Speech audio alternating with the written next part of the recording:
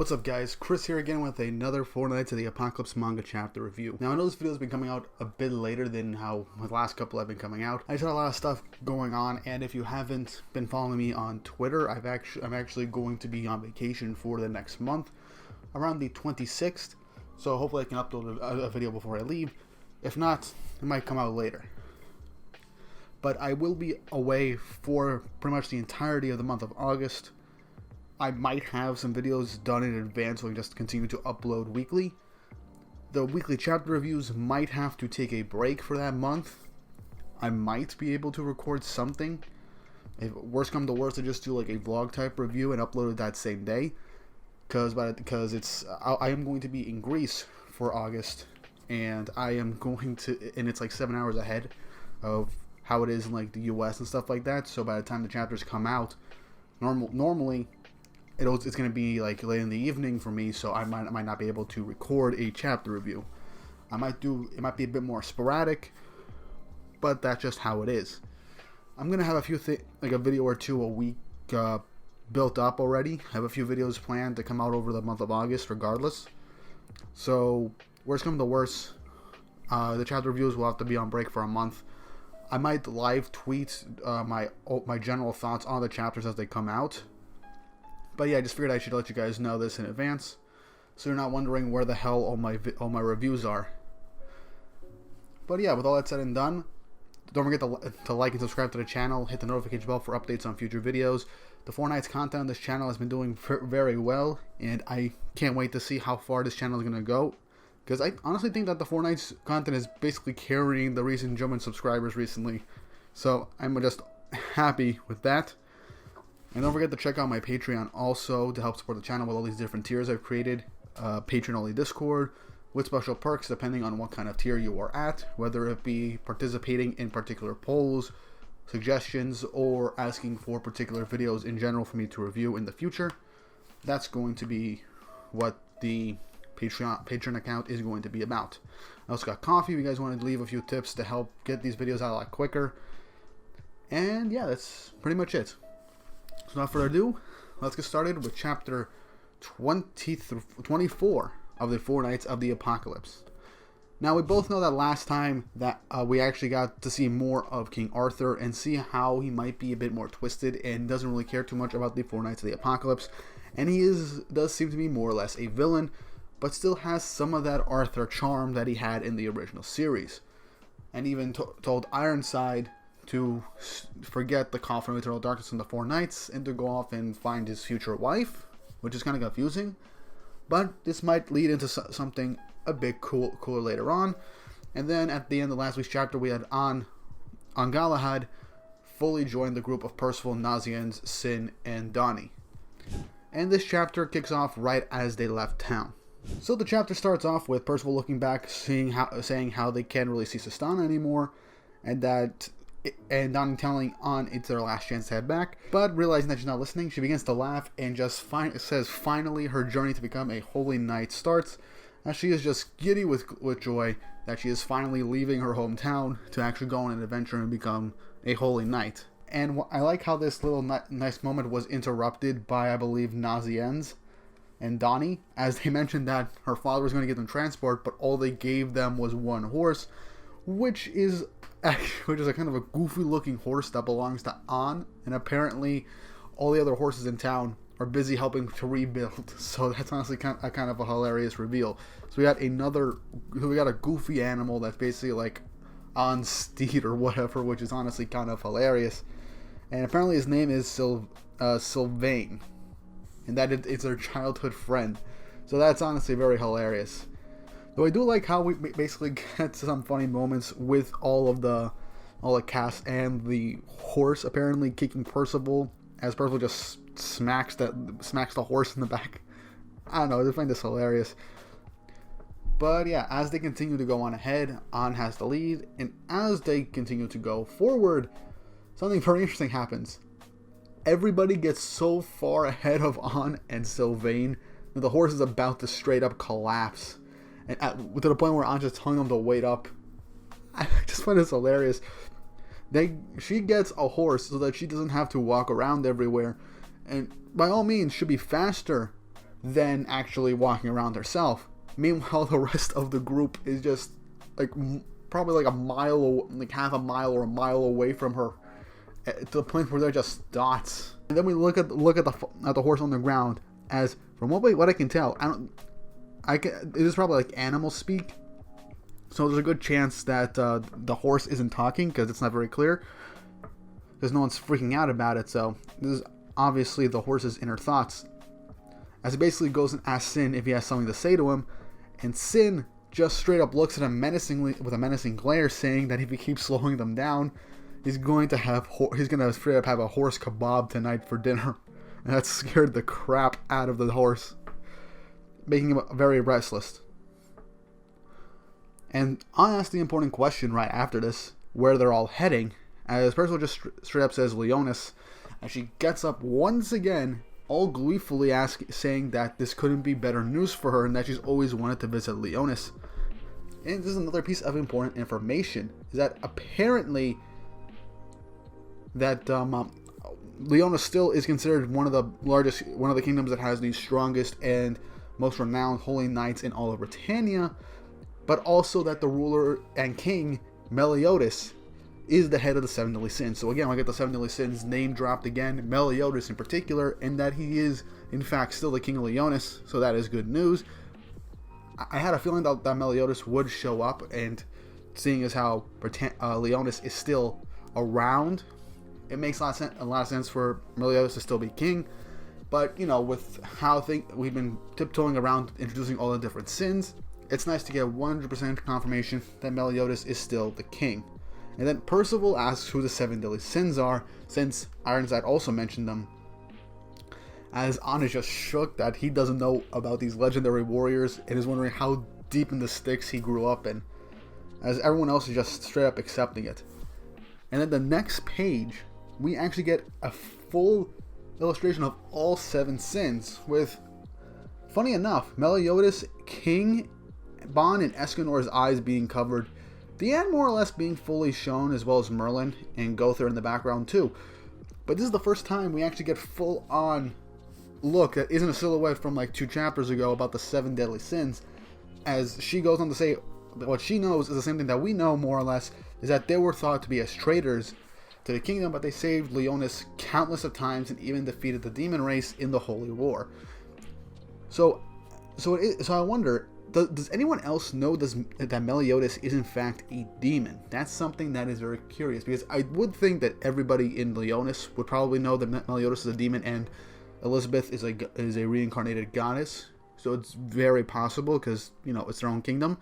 But it's very possible that outsiders have no idea about Meliodas. And then we transition to her having Meliodas' old wanted poster back from season 1 from the beginning of the 7 Deadly Sins, where all the sins were wanted for 10 whole years. And I like how she's saying that this is just rare, it's part of her collection, and wow.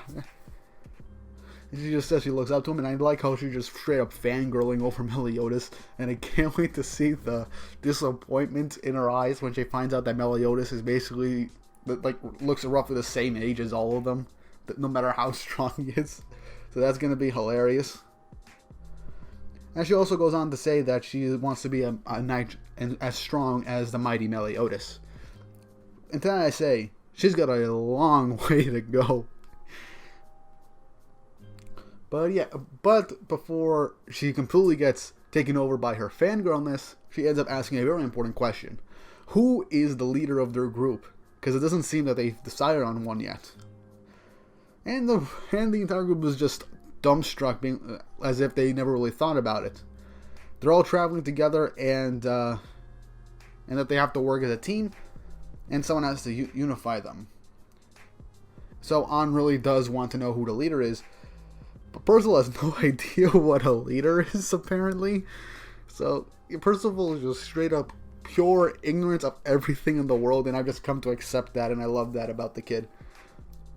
But An's just straight up like both pitying and finds him adorable that he doesn't know he's the best fighter, but he's more mascot material than anything else compared to being a leader.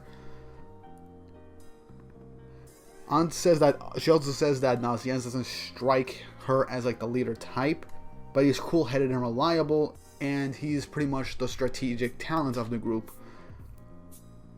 But Nazians does say that he wasn't interested in being a leader. And then the funny part is she just calls Donnie straight up bait. And then I like Donnie's reaction that she's just straight up picking on him. And after just going through the whole group, just says that the only candidate would have to be her to be a leader. Nazian said it's fine, and Donnie just sarcastically claps. Just have fun with it. Go right ahead.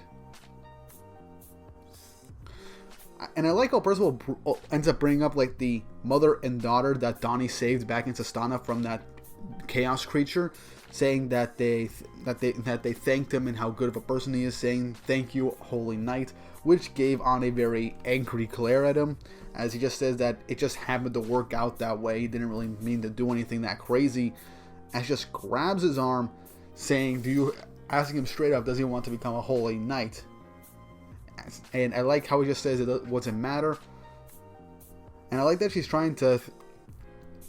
like nervous and angry at the same time. I don't know why, but possibly that she thinks that Donnie is kind of a slacker and a coward, and that someone like him trying to become a Holy Knight, while she herself is trying to become a Holy Knight, might not be something, plausible. But, not too much to read in on that also. But then Sin thankfully clears the air, splits them up, and says that it's time to get their jackasses over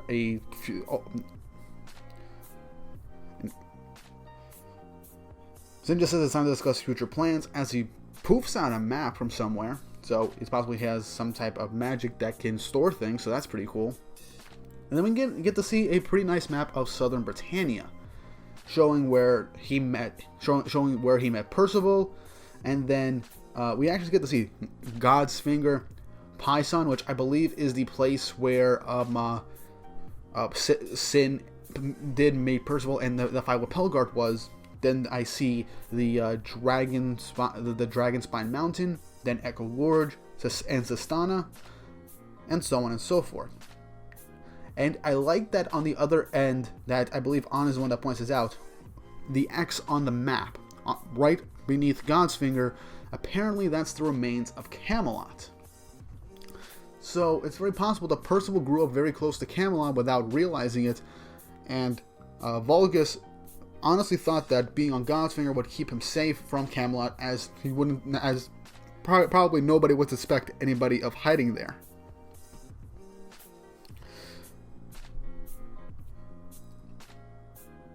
And I like how Anna's just irritating that they're discussing plans and stuff, while she just says that she's the leader.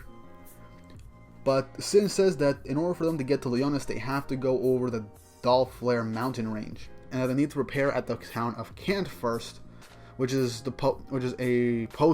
nearest post town. And Anja says no. She grabs Sin, holds him up, and says that they have to reach Leonis she wants to reach Leonis as soon as she can. No side journeys, just across the mountains. But Sin just says that mountain range is a dark realm. Almost nobody makes it over them alive, and marching unprepared, and boom, you're dead. But lying doesn't work on An, as she just says he's lying again. Sin doesn't really have any real response to this and just looks straight at her. But Percival just says, let's just go to Kant. He really wants to go and see a real city, as Nazians wants to look for medicines, and Donnie says that he needs a new jacket also, since it's still ripped up from the fight with Ironside. And I like An's frustration, as everyone's just straight up ignoring her despite her being the self-appointed leader of the group. And I like that Sin and the horse are trying to have like a conversation now, apparently, about food, which is weird. But we don't spend too much time on that, as we got 2 more pages left in this chapter, and we then switch over to where I believe it is a pub, as a drunken man asking for another refill, and someone else offering to kick this drunk guy out.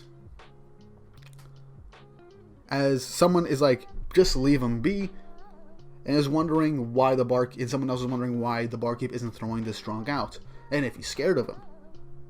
And this character design is so familiar, and it's confirmed in the next page, as the barkeep just says, if you tangle with this guy, you're just a straight up fool, and he's not just any old drunk. In that he is the captain of Leonis' Holy Knights Corps, Howzer, and the chapter ends. So the first real non-Sin return after Arthur and Merlin is Howzer.